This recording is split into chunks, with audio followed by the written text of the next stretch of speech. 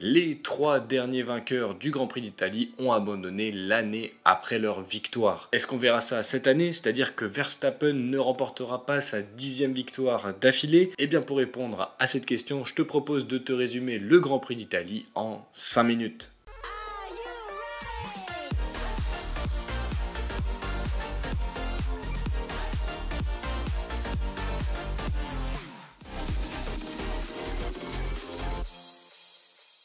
Une semaine s'est écoulée entre le Grand Prix des Pays-Bas et le Grand Prix d'Italie et il y a eu quelques petites nouvelles. Tout d'abord, les deux pilotes Mercedes ont prolongé leur contrat avec l'écurie allemande jusqu'à fin 2025 et on a également eu la chance de voir 2 livrées spéciales pour ce Grand Prix d'Italie pour les 2 écuries à domicile, Alfa Romeo et Ferrari. Lors des essais libres 1, Verstappen met tout le monde d'accord, mais les tifosi sont heureux de voir Carlos Sainz dominer les essais libres 2 et 3. À noter en essai libre 2 la petite frayeur de Sergio Pérez qui provoque un drapeau rouge. Plus de peur que de mal pour le pilote mexicain qui était vraiment à 2 doigts de très mal commencer son week-end. Et on commence les qualifications par la très mauvaise nouvelle côté français. En effet, les 2 Alpines sont éliminés en Q1 avec la P17 de Pierre Gasly et la P18 d'Esteban Ocon. Elles sont éliminées parce qu'elles sont tout simplement nulles. On note également la superbe P20 de Lance Stroll qui partira dernier le dimanche. Le futur tennisman n'est vraiment pas motivé en cette fin de saison. C'est dommage, sa saison avait plutôt bien commencé. Mais là, vraiment, le problème, il se trouve entre le volant et le baquet. On passe à la séance qui nous intéresse le plus, celle qui détermine la pole position. Verstappen, lors de sa première tentative en Q3, se rate. Et c'est alors que les 2 Ferrari sont au sommet de la feuille des temps. Sainz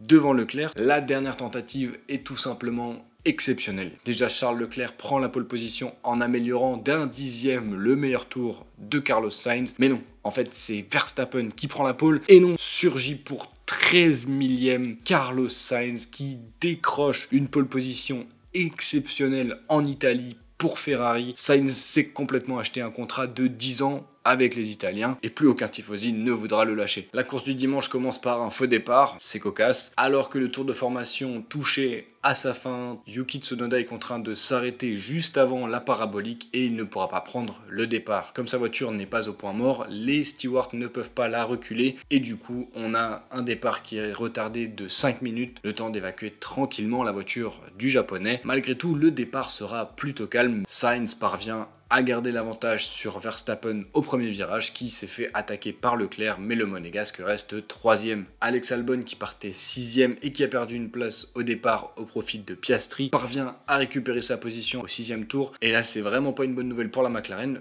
vu la vitesse de pointe de la Williams. Verstappen tente une première attaque sur Carlos Sainz au tour 6, mais le néerlandais est surpris par la vitesse de pointe de la Ferrari et les belles défenses de l'espagnol qui fait tout pour garder la tête du Grand Prix pour le plus grand plaisir des tifosi. Cette bataille va durer plusieurs tours et on trouve un peu plus bas dans le classement l'autre Red Bull qui est aux prises avec la Mercedes de George Russell. Ils vont également se battre plusieurs tours avant que Perez ne trouve la solution sur Russell. Un tour avant, au 15e tour, Verstappen avait également tenté sa chance sur Carlos Sainz qui avait fait une petite erreur à la première chicane, un blocage de roue qui l'empêche de ressortir proprement du premier virage et qui permet à Verstappen de s'emparer de la tête du Grand Prix. Sainz n'ayant plus de pneus, il s'arrête au tour 20 et est suivi par George Russell. Un tour après, c'est Verstappen et Leclerc qui plongent dans les stands. Leclerc ressortant juste derrière son coéquipier et qui tente de suite de lui subtiliser la 2ème place, mais Carlos Sainz est en forme et défend bien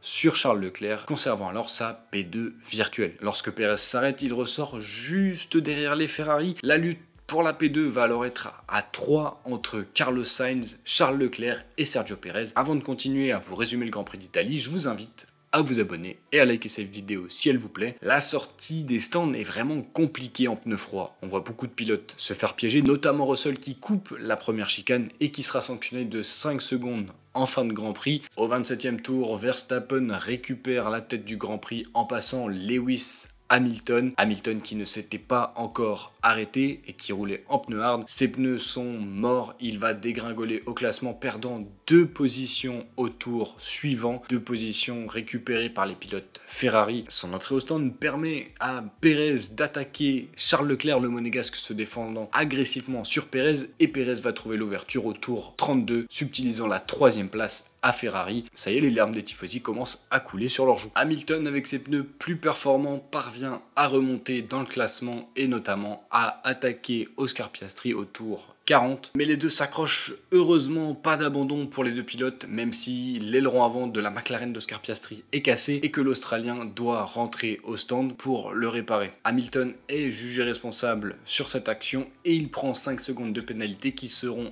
ajouté à son temps en fin de Grand Prix. Après avoir passé Charles Leclerc, Pérez s'attaque à Carlos Sainz et là on va avoir une bataille très agressive entre les deux pilotes, notamment des défenses très agressives de Carlos Sainz qui veut absolument tenir sa deuxième place face à Red Bull et empêcher Red Bull de réaliser un nouveau doublé cette saison. Pérez est d'ailleurs obligé de couper plusieurs fois le premier virage, mais il finit par passer, s'empare de la deuxième place et laisse les Ferrari animer la fin du Grand Prix. On a vu une très belle bataille entre Sainz et Leclerc pour la dernière place sur le podium. Il y a eu beaucoup de stress à mon avis dans le garage Ferrari. Heureusement, il n'y aura pas d'accrochage entre les deux, même s'il y a une dernière frayeur pour Leclerc lors du dernier tour qui a bien failli harponner son coéquipier. Verstappen remporte donc ce Grand Prix, c'est sa 10e victoire consécutive. Il est le recordman du nombre de victoires consécutives en Formule 1. Il gagne devant Sergio Pérez, Carlos Sainz complète le podium, il se sera bien battu et il aura défendu surtout sa place face à Charles Leclerc qui termine P4. Pas d'incidence, des pénalités de 5 secondes pour les deux Mercedes qui finissent P5 et P6, Russell devant Hamilton. Alex Albon réalise à nouveau une grosse performance finissant P7, quelques dixièmes de seconde devant Norris et Fernando Alonso. Et Bottas vient prendre le dernier point de la 10e place, une excellente nouvelle pour Alfa Romeo à domicile. Que dire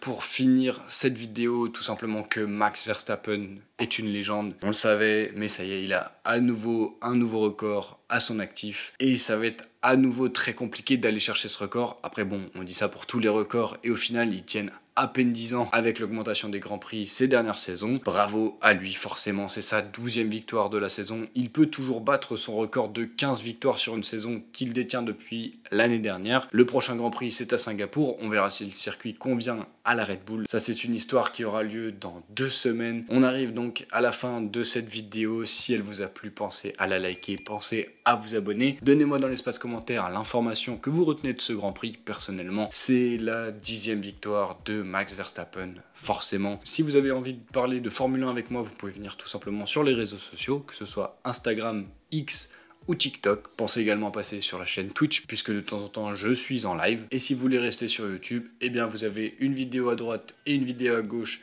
qui viennent de popper, des vidéos à voir ou à revoir. Et moi je vous dis au revoir et à la prochaine, et allez Ferrari.